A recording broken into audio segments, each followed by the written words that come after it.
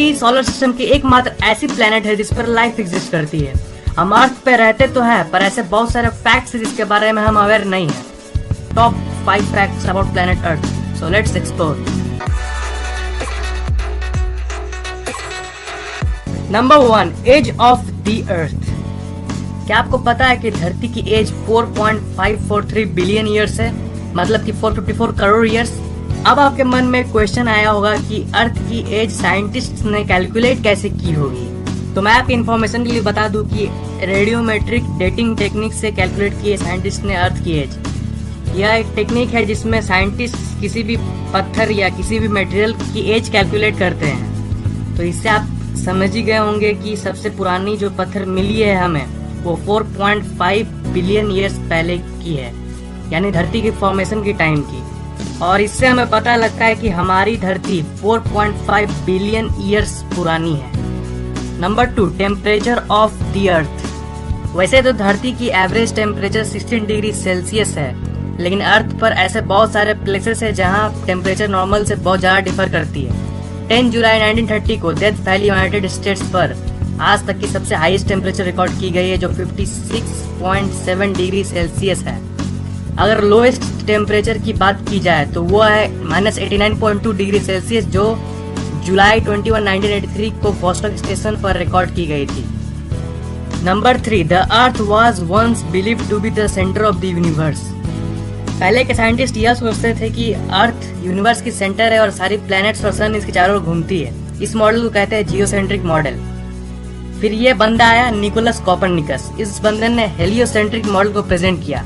According to this model, सन अर्थ के चारों ओर नहीं घूमती, बल्कि अर्थ सन के चारों ओर घूमती है। और ये तो हम जानते हैं कि जियो मॉडल गलत है और हेलियो मॉडल बिल्कुल सही। Number 4, the rotation of the earth is gradually slowing down. जी हाँ, आपने अपने कानों से बिल्कुल सही सुना। अर्थ की रोटेशनल स्पीड धीरे धीरे स्लो होते जा रही है। अगर हम डी एक्सेलरेशन रेट की बात करें तो यह 17 मिली सेकेंड पर 100 ईयर्स की है। पर अर्थ की स्पीड कम क्यों हो रही है? क्या है ना कि मून अर्थ से दूर खिसकता जा रहा है, लगभग 3.78 सेंटीमीटर पर ईयर के हिसाब से, और इसलिए धरती की रोटेशन स्लो होती जा रही है। धरती मून से जितना दूर जाएगी अर्थ की रोटेशन उतनी स्लो होती जाएगी। 3.78 सेंटीमीटर पर ईयर तो सुनने में ज्यादा नहीं लग रहा होगा, लेकिन अब मैं आपको बताता हूँ कि ये अमेजिंग क्यों है। कुछ 454 करोड़ साल पहले जब चांद नया नया था, तब चांद धरती के बहुत ज्यादा ही सामने था और उस वक्त हर एक दिन लगभग 6-7 घंटे का होता था। लेकिन आज लगभग 450 करोड़ साल बाद मून दूर खिसकता गया और धरती स्लो होती गई, और इसलिए आज हर एक दिन 24 घंटे की होती है। अगर हम फ्यूचर की बात करें तो फ्यूचर में भी धरती और स्लो होती रहेगी। 14 करोड़ साल बाद धरती की हर एक दिन की ड्यूरेशन 24 से 25 आवर्स में बदल जाएगी। Number 5, revolution speed of the अर्थ। हम लोग सब जानते हैं कि अर्थ सन के चारों ओर रिवॉल्व करती है, लेकिन इसकी रेवोल्यूशन स्पीड पता है आपको कितनी है? इसकी रेवोल्यूशन स्पीड है 30 किलोमीटर पर सेकेंड। जितनी देर तक आप मेरी ये वीडियो देखे उतनी देर में अर्थ ने 6120 किलोमीटर ट्रैवल कर ली है। अमेजिंग बात तो यह है कि धरती अकेले ही नहीं बल्कि आपको भी साथ साथ ट्रैवल करवा रही है।